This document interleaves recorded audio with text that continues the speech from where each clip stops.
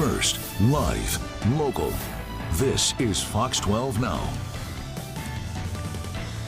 Welcome back to Fox 12 Now. Thank you for joining us wherever you're watching, however you're watching. We do appreciate it. And we are live here from the Fox 12 Oregon newsroom. And we're here every weekday. We start at 1 o'clock, we go throughout the afternoon, and we cover a wide range of topics. I'm Greg Nibbler, and we're going to be talking right now about some of the TriMet proposals that were put out previously about certain cutbacks, changes, whatever it may be, to routes. Well, they sought feedback and they got it, and now they've updated some proposals based on that. We're going to talk about that and what all that means. We've got Tia York joining us from TriMet. And Tia, always great to have you here on the show to talk about this. And I think for anybody who may be unfamiliar, with what previously transpired, would you mind letting people know, what it was that you put out before and some of this feedback that you received based on those proposals? Absolutely. Back in January, TriMet released a package of proposals that we feel are necessary service cuts in order to address our budget gap. We asked the community to provide some feedback on those proposals when we put them forward, and we shared a survey. And we received more than 8,100 responses to that survey. And what that told us is that people really do care about their transit service, and it's valuable to them. It means enough to them to advocate for it. The survey received more than 8,100 responses, and our Service Cuts webpage, since it launched in January, has received more than 287,000 views. So this is a really big topic to a large portion of our community. So what we did, we heard all that feedback that I mentioned, and we went back and looked at the proposals again, and today we've released some updates. And the way it looks now, our final service proposals make changes to about 34 lines, and then these updates affect 12 lines. And I just want to jump in really quickly and tell you about some of the bigger ones, some of the bigger changes that we made. Line 19, we heard a ton of fun feedback on line 19. We have adjusted that proposal. And so with the new proposal, line 19 will continue service along Northeast Gleason Street to Providence Portland Medical Center. And so that's just one example. We ask everyone to go to trimet.org/service cuts for all of the details, but that's one line that was saved by rider advocacy. And when you're talking about that, that feedback that you're getting, line 19 obviously being one of the big ones, what were some of the other major lines or changes that you heard feedback on that then resulted in making adjustments? Sure. A couple others that we heard a lot of feedback on, we're making changes to line 10. Now, interestingly enough, there's a Portland Public Schools community transition program that was previously served by line 19. We held an open house and saw about 100 people from this community school come and advocate for line 19 to be saved.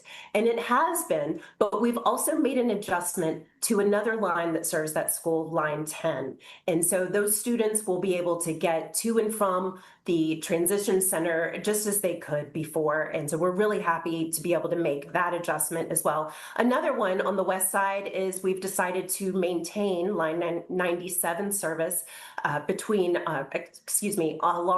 Tualatin Sherwood Road, and extending that service even to Barber Boulevard. And so these updates are some good news for our riders, but to put them into context, we are making these cuts. They're coming on August 23rd. And the cuts that you're seeing right now, these 34 lines that we're looking to make adjustments to, that accounts for about 5% of the total cuts we'd like to make. When I say we don't enjoy making any of these cuts. Service cuts are always our last resort, but we are thinking that we need to make about 10% total in order to get our service back in line with our resources. And so this service cut that we're proposing for August would be about 5% of that. But what that means is there are more cuts coming in 2027, unfortunately. So people are going to need to be prepared for that and understanding that there are going to be more cuts. To that extent, and I guess let's talk about where we're at right now, because I'm curious about the timeline of all this. So you received this feedback. We've got these other proposals. Are there any potential changes to what's out there right now, or are these locked in for this August change?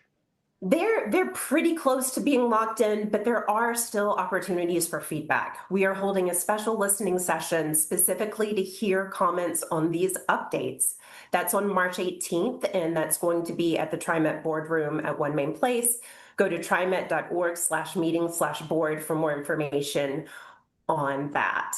And I lost my train of thought for a second, but I'm back. Okay. There will also be opportunities to provide feedback at the TriMet board meeting on March 25th.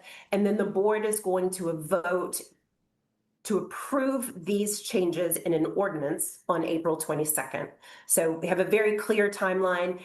These proposals are nearly locked in stone, but we do want to hear from the community because their feedback helped change these proposals before. And that's exactly why we asked for the feedback. We wanted to hear from the community. It's really important that they stay engaged as we near the final steps of this process. Was there any general theme in the big factors that people cited as far as why they didn't agree necessarily with some of the proposed changes? Well, what was really interesting is that in addition to advocating for themselves, people always want to preserve their bus line. What we saw in the comments on our surveys is a lot of empathy. People wanted to ensure that those who rely on our service, those who have no other way to get around, would still have TriMet service to get to important destinations, whether that's work or school or a medical appointment. And so that was really interesting in the feedback, that people weren't only advocating for themselves, but they were also looking out for their community members, maybe who weren't aware of the survey or who weren't participating, and trying to advocate for them as well. Interesting, and that's shows, I think, some of that empathy of the community when it's talking about that. That's great. Looking at though these, so we have the August date for these cuts, and then you said there's going to be another 5%, most Yes. likely after that. So for the next 5%, when will TriMet reveal what those proposals could be, or is that still a process being worked out? So essentially, what will happen is, the community has seen this process play out for the last year. It was last August when we announced that we would have to make budget cuts to bring our resources in line with our service, or bring our service in line with our resources.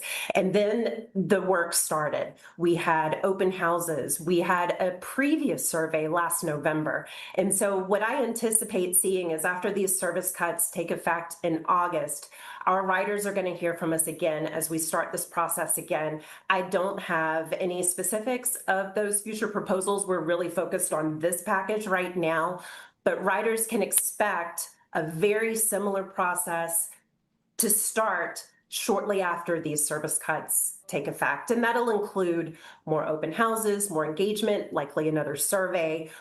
We will be with them every step of the way as we make these changes. Tia, anything else that you think is important for people to know? Wow. Like I said, feedback is very important. It made changes to the proposal that we provided in January. And so again, I just want to encourage people to continue their engagement. Information is power. It takes away a lot of anxiety, and we'll work through this together. TriMet is here with you every step of the way.